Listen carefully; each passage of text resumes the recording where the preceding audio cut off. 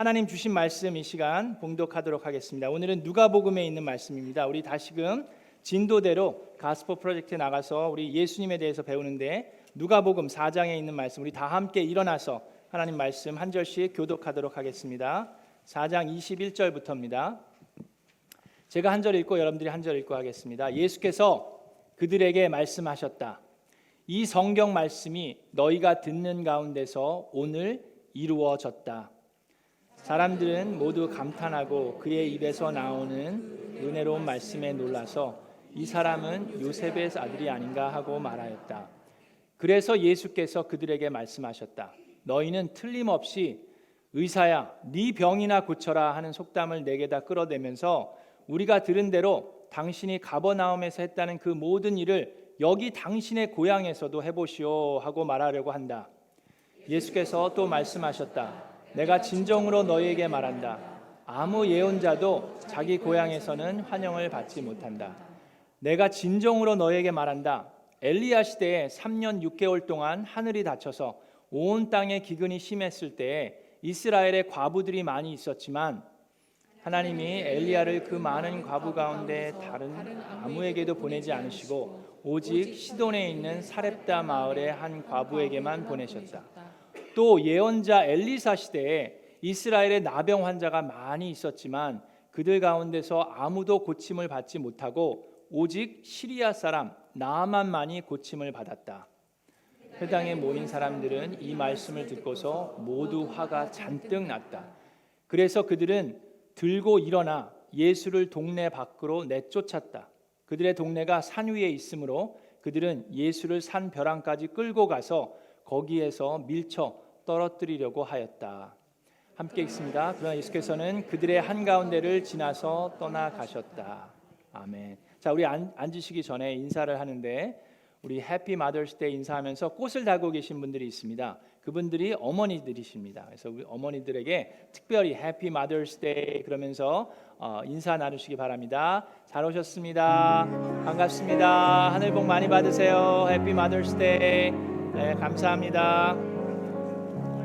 자, 우리 어머니들은 잠깐만 일어나 그 자리에서 일어나 주시고 우리 어머니들이 없었으면 우리가 어떻게 이 자리에 있겠습니까? 우리 어머니들을 위해서 뜨거운 기쁨과 감사의 박수. 우리 해피 마더스 데이. 네. 네.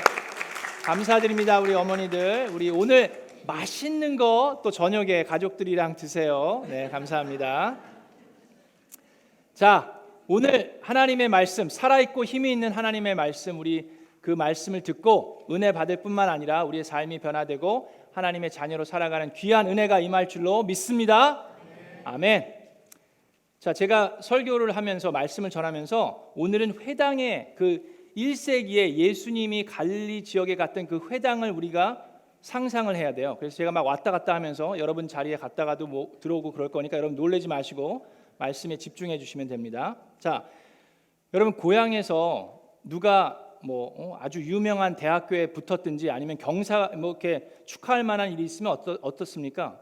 그 고등학교 같은 데서 이렇게 배너 같은 거 걸어놓고 경축 해갖고 서울대 입학 그런 거 해놓고 이렇게 축하하고 환영하지 않습니까? 예수님께서 지금 본문 말씀에 하나님의 사역을 하시다가 한 1년여 만에 갈릴리 지역 자기가 자랐던 나사렛 동네로 돌아오셨어요. 그러면 그 지역에 예수님이 어렸을 때부터 보아왔던 사람들이 환영해야 되는 거 아닙니까? 그렇죠? 축하해주고 환영해야 되는데 도리어 예수님을 배척하는 일이 아예 죽이려고까지 하는 일이 오늘 본문 말씀에서 일어나고 있습니다. 그래서 왜 이런 일이 일어나는지 우리가 한번 들여다보도록 하겠습니다. 자, 예수님께서는 30년 동안 아무런 사역을 하지 않으시고 조용히 부모님에게 순종하면서 갈릴리 지역에서 생활하셨어요. 그러다가 하나님의 때가 됐을 때 남쪽에 요단강 쪽으로 떠나십니다. 그래서 침례 요한에게 침례를 받으셨죠. 여러분 말씀을 통해서 우리가 배웠죠. 그때 성령이 임하셨습니다.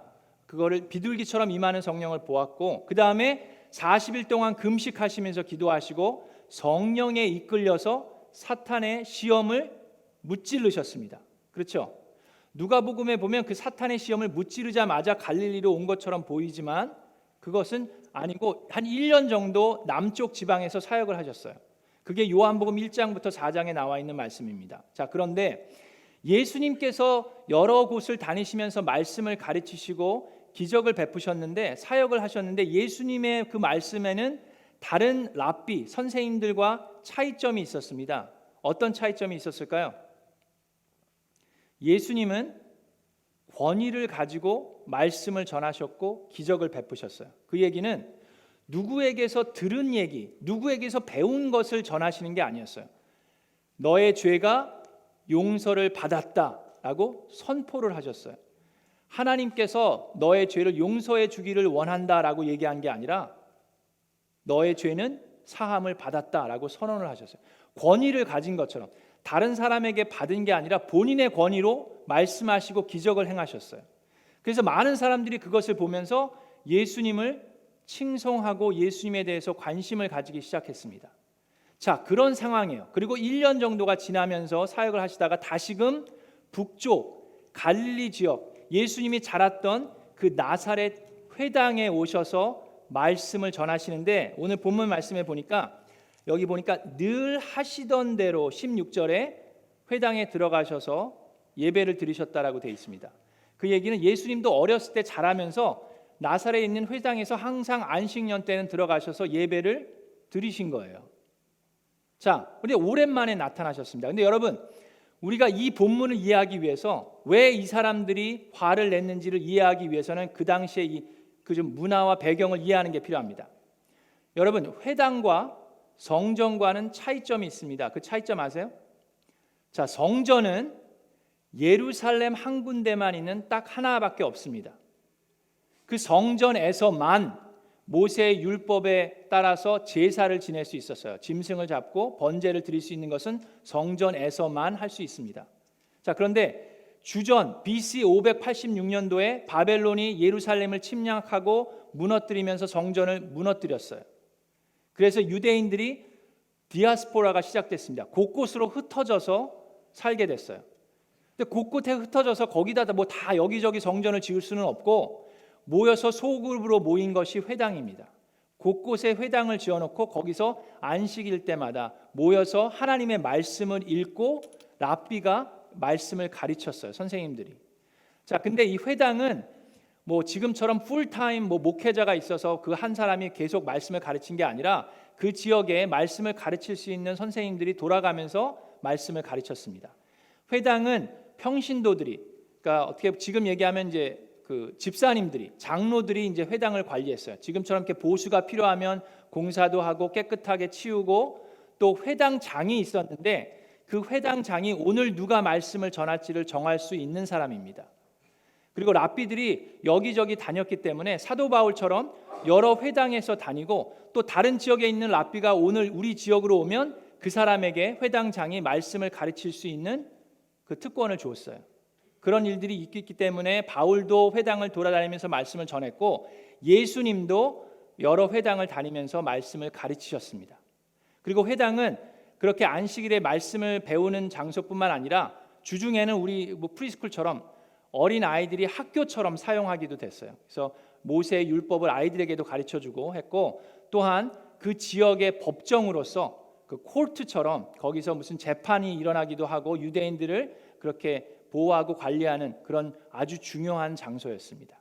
자, 이해가 되시죠? 자, 그 갈릴리 지역 회당에 이제 오늘 안식일이 돼서 사람들이 모였는데 예수님께서 등장을 하신 겁니다. 근데 오랜만에 나타나셨어요. 그 분위기라고 좀 생각을 하셔야 돼요. 자, 그래서 오늘은 여러분들이 그 회당에 와 있다고 생각하시면 됩니다.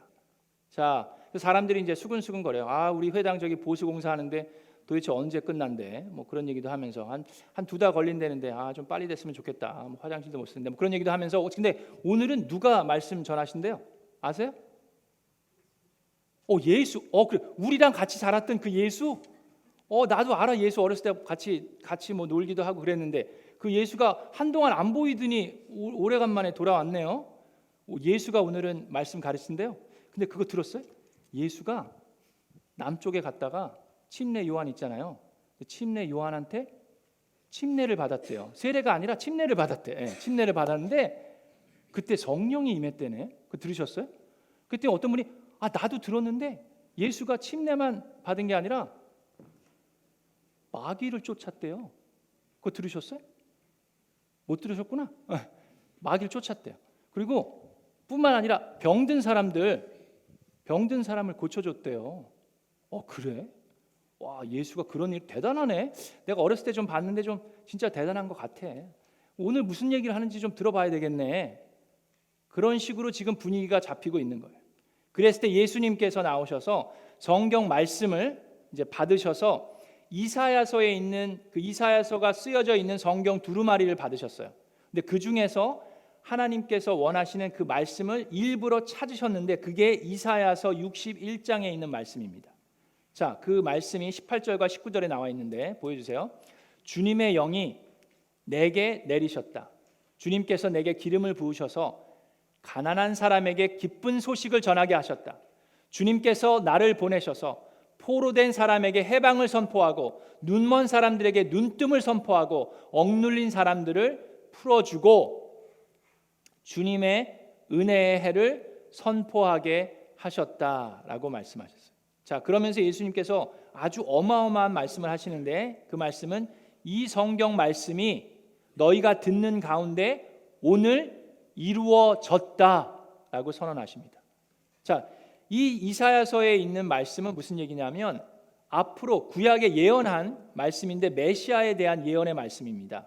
세 가지의 말씀이 있는데 그 메시아는 선포자라는 얘기고 치유자라는 얘기고 우리를 구원할 구원자라는 얘기를 하는데 예수님께서 이 말씀을 하면서 지금 우리가 말씀을 듣고 있는 오늘 이 말씀이 이루어졌다라고 얘기합니다.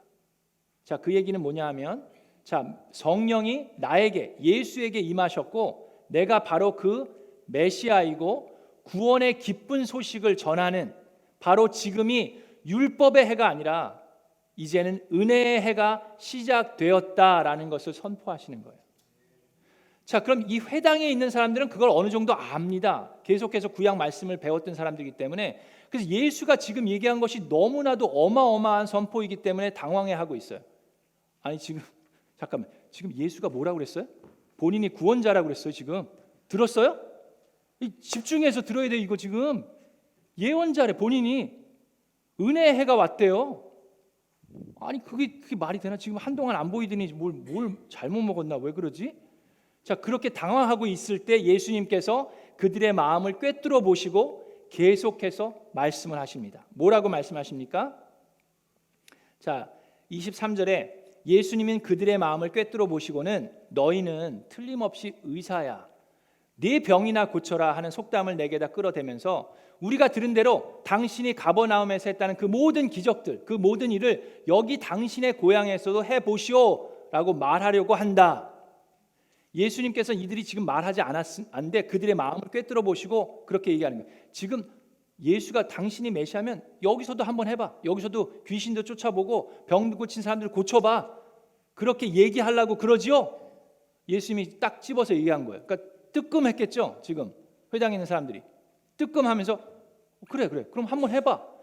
그럼 예수님께서 고향 사람들이니까 내가 더 놀라운 기적을 내가 보여줘서 내가 누군지를 알려줄게라고 하셨으면 좀 좋았을 것 같은데 예수님께서는 기적을 행하지 않으셨어요.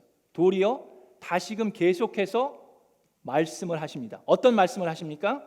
자, 24절에 내가 진정으로 너에게 말한다. 아무 예언자도 자기 고향에서는 환영을 받지 못한다라고 얘기하면서 구약을 대표하는 두 예언자의 그 기적의 사건들을 얘기하십니다.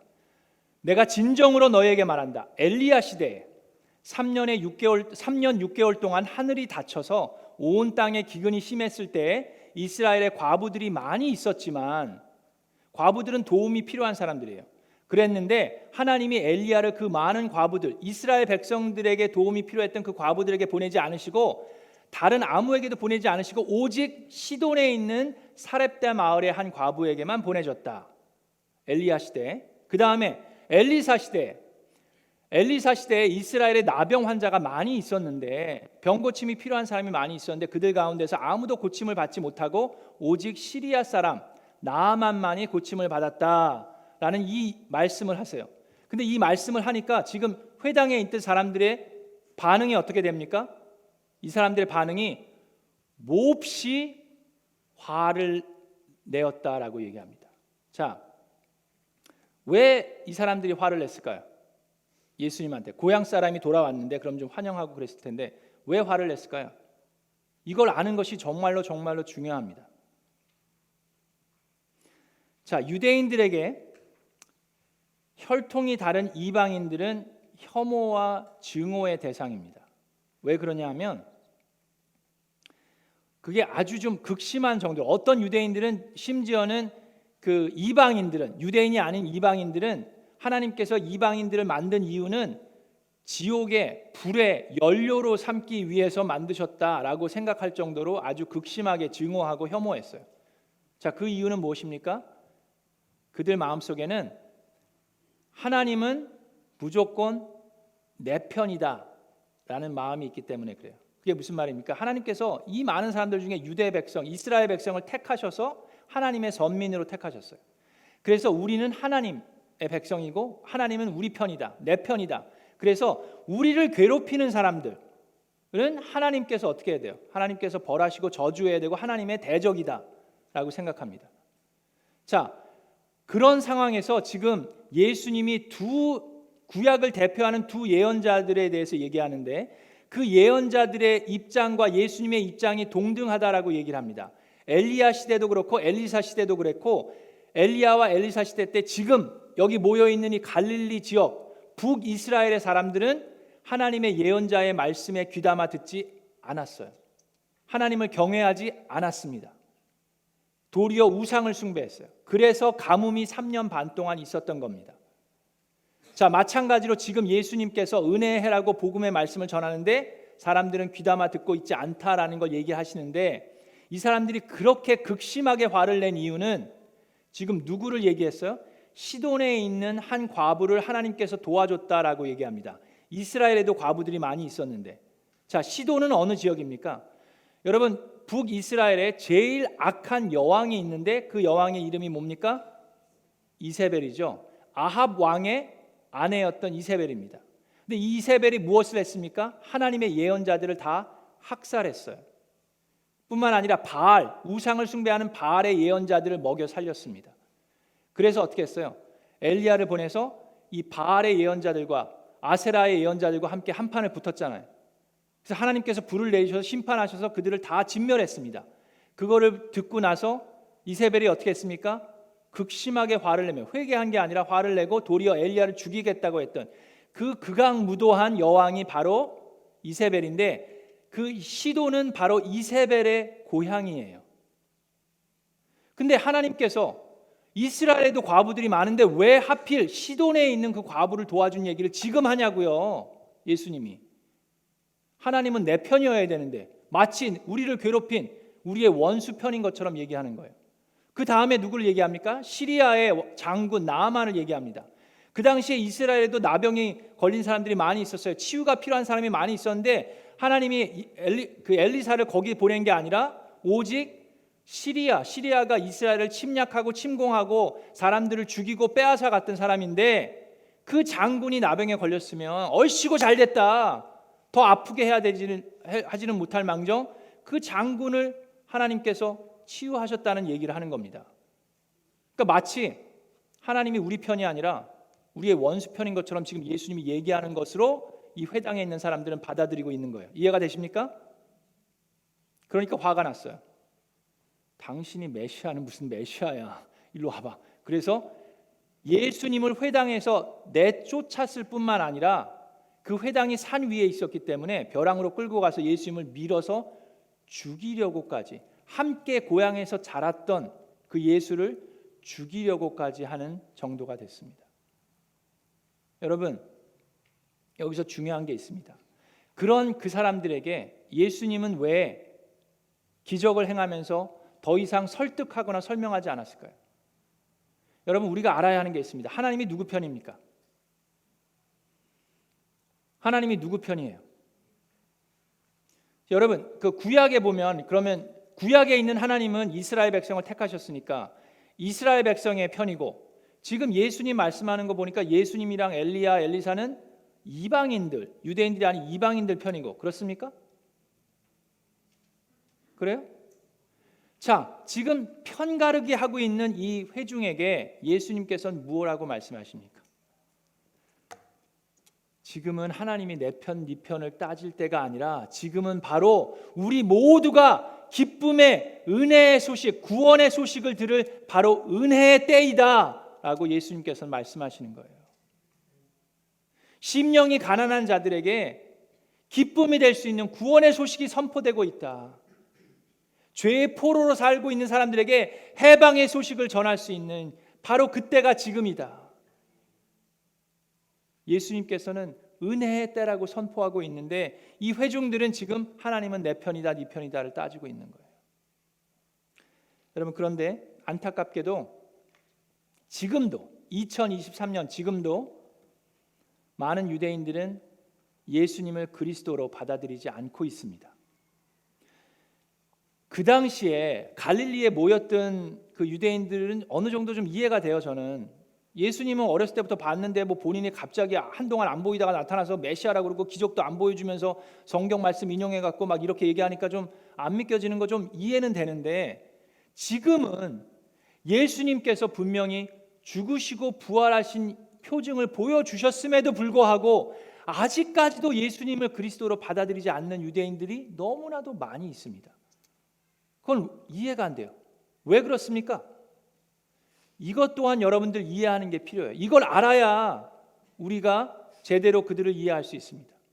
왜 지금도 유대인들은 예수님을 메시아로, 그리스도로, 구약 성경을 그렇게 매일매일 묵상하는 사람들이 왜 예수님을 받아들이지 않습니까?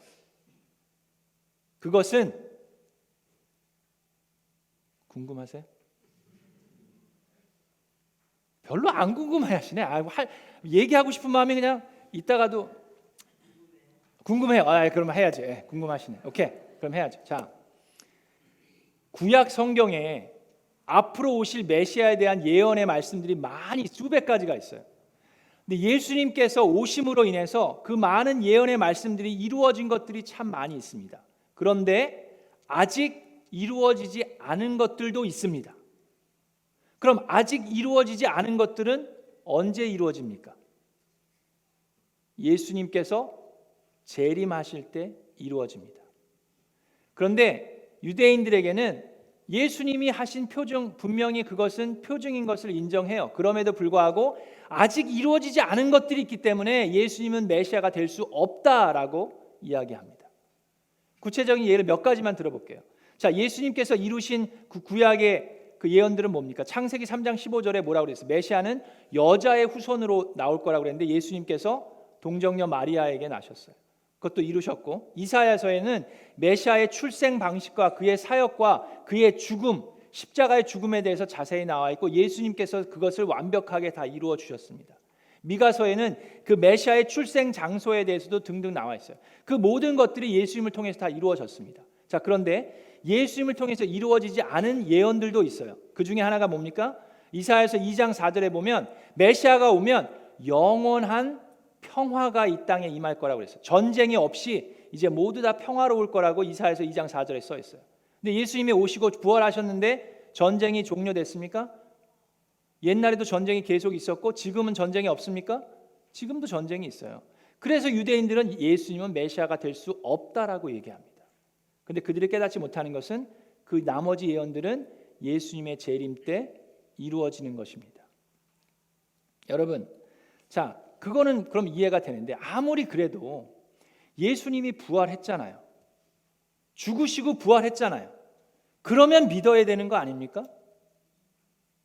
그래서 많은 사람들이 믿는데, 여러분, 우리는 그렇게 생각합니다. 우리는 예수님이 오늘 지금 당장 이 시간에도 하나님이 좀 기적을 보여주시면은 저 공사가 그냥 뭐 이렇게 그러면 다 끝나버리든지 막 그런 뭐 기적이 이루어지면은 하나님 그러면 내가 좀 믿겠습니다. 하나님이 정말 살아계시네. 뭐 그런 식으로 생각을 합니다. 근데 예수님께서 어떻게 하셨어요? 고향 사람들에게 그들에게 기적을 베풀지 않으셨어요. 왜 그러셨습니까? 자, 그들에게 필요한 것이 무엇인지 그들의 마음을 예수님께서는 꿰뚫어 보셨는데 지금 그들에게 필요한 것은, 그들의 문제는 증거 부족이 아니라 굳어진 마음인 것을 예수님께서는 아셨어요. 그럼 굳어진 마음을 갖고 있는 사람들은 아무리 표징을 보아도 도리어 그것이 방해가 되고 더 큰 표징을 요구하게 돼 있습니다. 그것이 말씀에 기록되어 있어요. 요한복음 11장을 보겠습니다. 요한복음 11장 45절부터 47절을 보면 마리아에게 유대인들이 옵니다.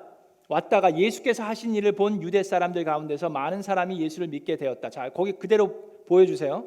자, 이때가 언제입니까? 왜 유대인들이 마리아에게 왔습니까? 요한복음 11장에 사건이 있는데 마리아의 형제 나사로가 아파서 죽게 됐어요. 그래서 유대인들이 마리아를 이렇게 위로하려고 몰려들었습니다. 근데 왔다가 예수께서 하신 일은 무엇입니까? 죽은 나사로를 살리신 사건이에요. 나사로가 나흘 동안이나 무덤에 있어서 이제 썩어서 냄새가 나는데 예수님께서 나타나셔서 나사로를 살리셨어요. 그 일을 본 유대 사람들 가운데서 많은 사람들이 예수님을 어떻게 했다고요? 믿게 돼. 당연하죠. 부활을 목격했는데. 다음 절을 보여주세요. 46절에 보니까 그러나 그 가운데 몇몇 사람은 바리새파 사람들에게 가서 예수가 하신 일을 그들에게 알렸다. 47절에 그래서 대제사장들과 바리새파 사람들은 공의회를 소집하여 말하였다.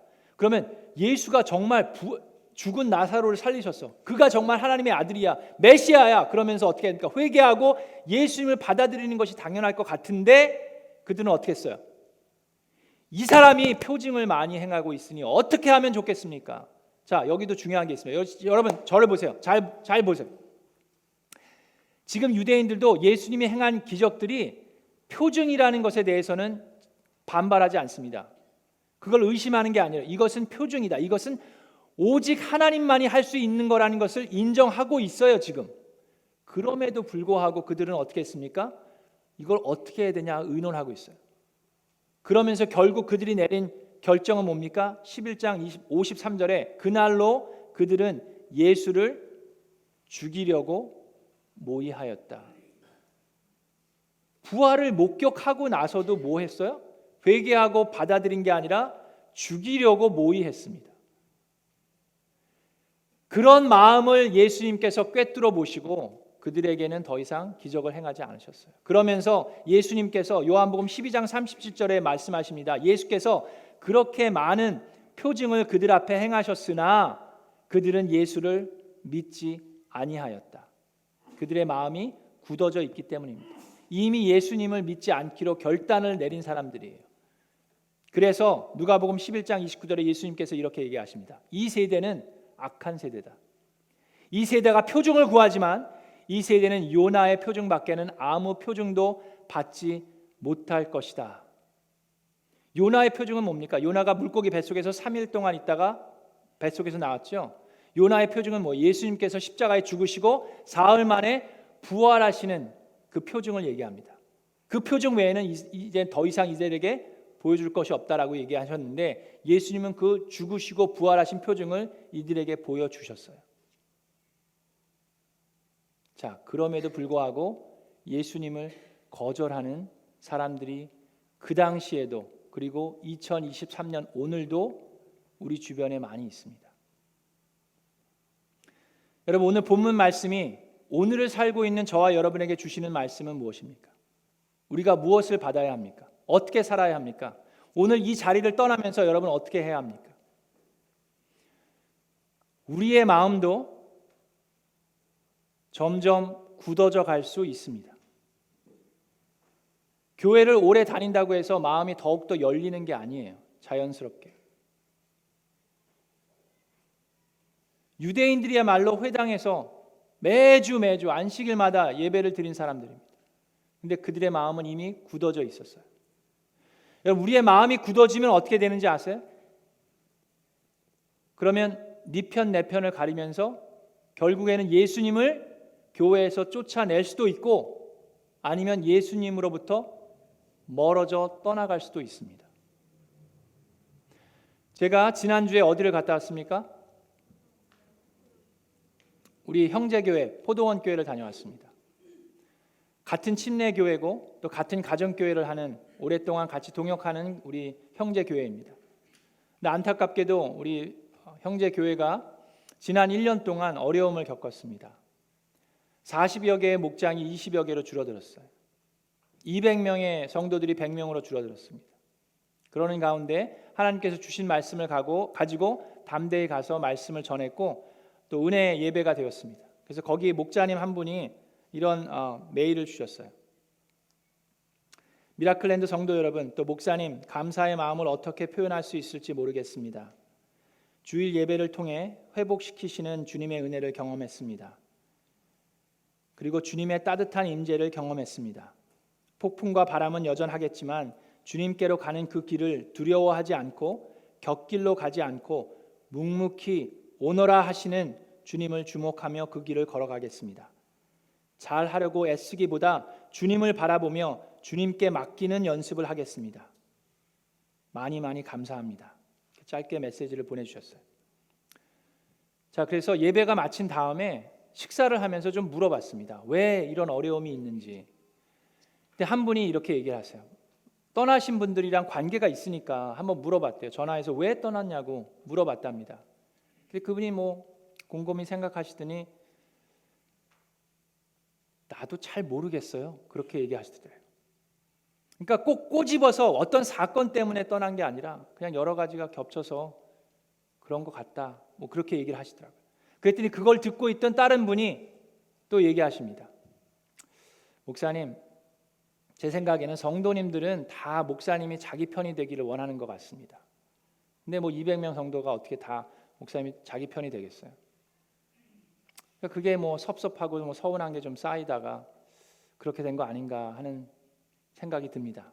라고 얘기를 하세요. 그래서 이 여기저기 얘기를 들으면서 근황을 보니까 작년 1년 전에 제가 여러분들과 나눴던 그 말씀이 생각이 났습니다. 여러분, 제가 1년 전에 우리 팬데믹 당시에 교회를 침투하고 있는 아주 심각한 전염병이 돌고 있다라고 말씀드렸는데 그거 기억나십니까? 코로나 바이러스보다 훨씬 더 전염률이 높고 치사율이 높은 병이 있는데 그게 무슨 병입니까? 섭섭병. 섭섭병이 왜 생깁니까? 서운의 바이러스가 침투할 때 생깁니다. 서운의 바이러스도 변종이 있다고 그랬죠? 그게 뭐예요? 서러워 바이러스. 서운이 쌓이면 서러워집니다. 그러다가 화가 나요. 화가 나면 어떻게 돼요? 네 편 내 편 가리다가 예수님을 쫓아내든지 예수님으로부터 멀어지든지 할 수가 있어요, 없어요? 있습니다. 여러분, 그 섭섭병은 그 어디에도 이면되는 건 없어요. 우리 미라클랜드 교회도 51년이 있었던 교회입니다. 여러분, 우리 교회도 목사든 목자님이든 집사님이든 여러분 잘 아셔야 되는 게 목자님에 대해서, 집사님에 대해서, 목사에 대해서 서운하거나 섭섭한 마음이 있을 수도 있고 없을 수도 있는 게 아니라 언젠가는 분명히 여러분 서운할 겁니다. 저도 여러분한테 섭섭할까 두려워요. 분명히 올 거예요. 자, 근데 그랬을 때 우리가 어떻게 해야 됩니까? 마음의 중심을 잡고 무엇에 집중해야 합니까? 하나님께서 부어주신 사명에 집중해야 됩니다. 예수님께서 어떻게 하셨어요? 예수님께서 그들을 설득하려고, 그들에게 설명하고 그들에게 더 큰 기적을 베풀려고 노력하지 않으셨어요. 예수님은 그들을 혼내지도 않았습니다. 그들을 꾸짖지도 않으셨어요. 그들을 벌하지도 않으셨고 묵묵히 예수님의 사명의 길을 떠나가셨습니다. 예수님께서 집중하신 것은 무엇입니까? 심령이 가난한 자들에게 집중하셨습니다. 유대인들의 가장 큰 문제가 그거였어요. 그들은 심령이 가난한 것이 아니라 심령이 부유했습니다. 그들은 죄의 포로로 살고 있다는 걸 깨닫지 못했어요. 왜요? 그들은 스스로 의로운 자였습니다. 우리처럼 율법을 지키는 사람이 어디 있나? 우리는 의로운 자고 우리의 눈은 뜨여 있고 저들의 눈은 어두움 가운데 있다라고 생각했습니다. 그들의 교만으로 가득 차 있기 때문에 예수 그리스도가 바로 앞에 있는데도 메시아를 알아보지 못했고 하나님의 말씀이 선포됐는데도 듣고도 이해하지 못했습니다. 우리 사랑하는 미라클랜드 성도 여러분, 지금은 은혜의 해입니다.